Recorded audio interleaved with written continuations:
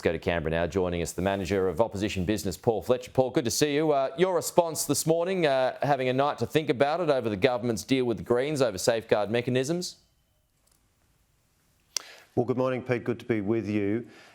This deal will impose a hard cap on the 215 largest emitters, and perhaps the most troubling aspect of it is the impact it'll have on the gas sector. You know, Adam Bandt described it as a big hit on coal and gas. Now, why does this matter? It matters because of the transition that we need to make. We need to get our emissions reductions down, and natural gas is a key transition fuel, including for electricity generation. We know we've got a gas supply problem in Australia. Even the government has admitted that and has talked about the role of natural gas as a key transition fuel. But because Mr Bowen, I should say, has been so keen to do a deal with Mr Bandt, he's agreed to this hard cap, a series of other detailed requirements in relation to gas. And there's a whole range of major gas projects: Barossa, Beetaloo, Browse, Scarborough. The question is what impact this will have on gas supply. Already we've got AEMO, our energy market operator, warning about gas shortfalls in Victoria over winter. And as we look at over coming years, this is a very significant concern. So we're absolutely committed to net zero by 2050, but the key issue is whether the impact of this deal on jobs, whether it will push Australian manufacturing activity offshore to countries that don't have the same high standards as us, and in particular the impact on natural gas, and in turn therefore on electricity, on the transition we have to make, is something that is very concerning. The safeguard mechanism is supported by industry though, the Business Council as well as the industry group. Plus it's just your policy with teeth, is it not?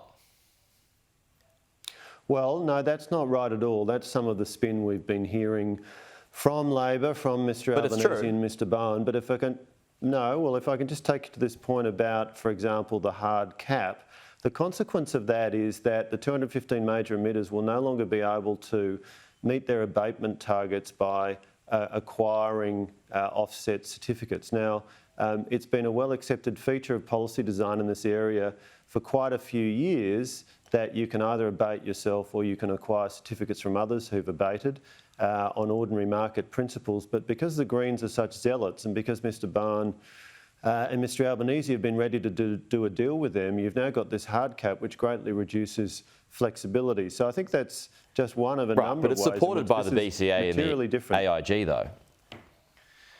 Look, this is materially different from the policy framework that we took, and we look at these issues in their totality. We're very committed to net zero by 2050. We delivered a 20% reduction on emissions, 2005 emission levels during our time in government. Well on track to continue that, but the concern here is the nature of the deal that has been done with the Greens, specifically described by Mr Bandt as a big hit on coal and gas. You know, these are major employers, major contributors to Australia's prosperity. It won't stop new projects though. The point about natural gas is so critical.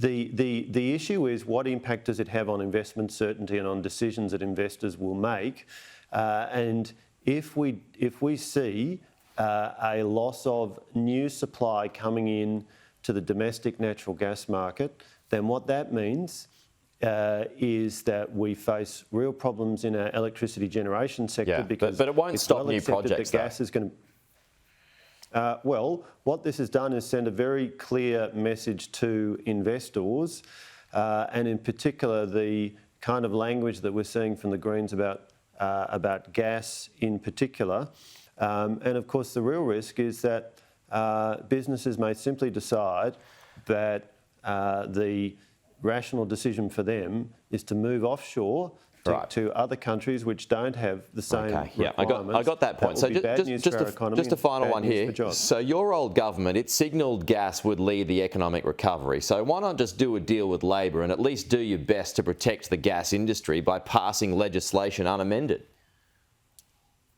Well, look, we've been pretty clear as to the reasons why we did not support the safeguard mechanism, despite the claims from Mr Albanese and Mr Bowen. This was a pretty fundamental change to the framework that we had operated under.